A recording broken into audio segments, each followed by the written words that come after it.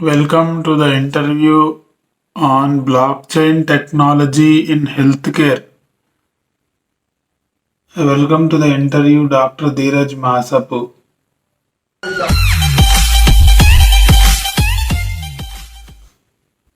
Good morning, Dhirubhai. Before starting the interview, some of the viewers wanted to know more about Dhirubhai. So, what I thought is I would ask you 10 quick questions so that viewers will know more about you. You told 10 questions. Please ask. So the first question is, so what are the news channels you have worked before as a reporter?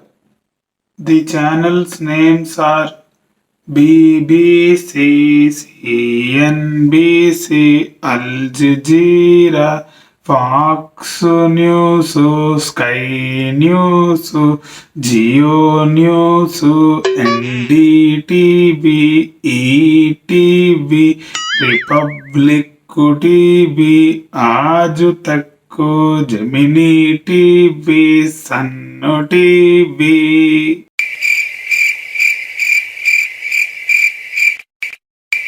Discovery channel, national Geographic channel.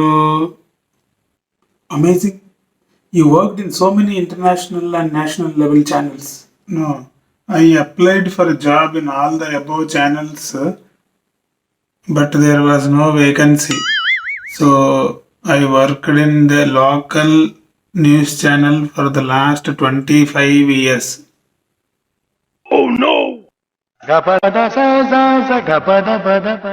You told 10 questions. Please ask the second question. Okay.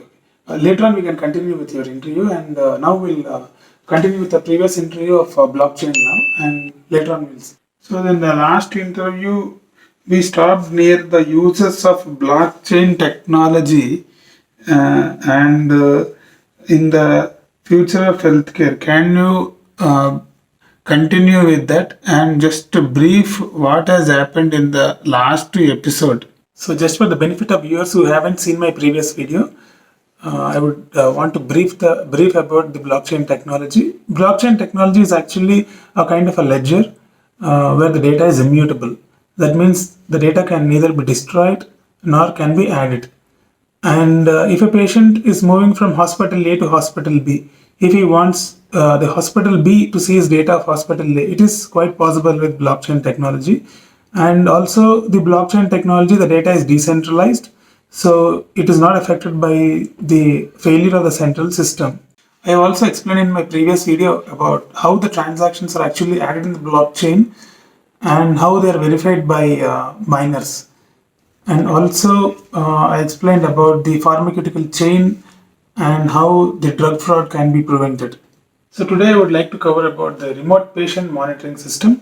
So what happens in remote patient monitoring system is that the sensors will be placed over the surface of the body of the patient, and the data like blood pressure, heart rate, oxygen saturation, even the sleep patterns are detected by them, and they're either connected through IoT devices or they're connected to the mobile phones of the patients, and the data from the IoT or mobile phones will be directly linked to blockchain technology.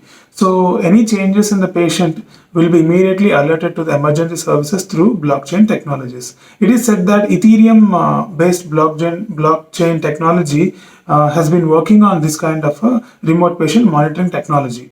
The health insurance companies want clarification on one thing. That is, they want to know whether the data given by the hospitals are genuine or not. So this is what the blockchain technology does. So blockchain technology makes the data more genuine and legitimate. So the claim process of the insurance will become faster and smoother without much queries. The companies like Polkadot is partnering with Intel to work on the health insurance based blockchain technology to facilitate the insurance process. So the next question I would like to ask you is, who are the best people you interviewed till now? Arnold Schwarzenegger, Sylvester Stallone, Tom Cruise, Donald Trump, Amitabh Bachchan, Abhishek Bachchan, Bachchan, Aishwarya Bachchan, Rakesh Junjunwala.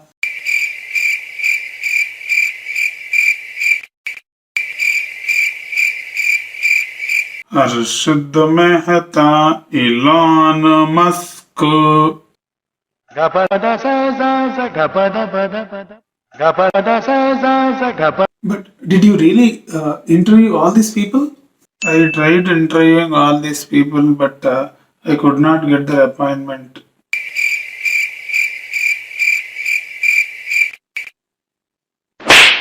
You told that 10 questions you are going to ask me, but you asked only 2 questions. What about the rest of the questions? There are no more questions. I told only 2 questions actually, not 10 questions. So let us continue with the blockchain technology later half. What are the other uses of blockchain technology? And the next field of medicine where blockchain technology is useful is predictive analytics. So predictive analytics deals with the area of medicine where the system alerts the clinicians before an insult actually happens in the ICU or home of the patient. For example, if the patient is going to develop some serious problem, the software will actually alert the clinicians before the event is happening. So for this kind of advance to happen, it requires a large amount of data to be saved and also to be interconnected between a set of scientists, doctors, and engineers. So this kind of interconnection and data storage of large amount of data and transparency is only plausible with blockchain technology integration with artificial intelligence. And the last area which I'm going to cover in this video is the medical legal aspect and the utility of blockchain here. So what happens is any particular surgery will have or any intervention on a patient will have a consent, which can be either a written informed consent or it can be a video consent. So if we link the consent of the patient with the blockchain technology, it will be safer for doctors in the long run as the data storage will be good and also more transparent for the patients to see the consent process. So the consent becomes more safer in the long term, and also there cannot be any kind of falsification or fraud which can be done with the consent. So these are the different areas where the blockchain can be used in healthcare medicine. And thank you very much for listening to both the parts of the video. And thank you, Dhirubhai, for conducting this interview and creating awareness among the public and doctors about the blockchain technology and its uses in the healthcare. You told that 10 questions you are going to ask me, but you asked only 2 questions. No, I told only 2 questions and we finished the 2 questions. Okay. Thank you very much. Oh no!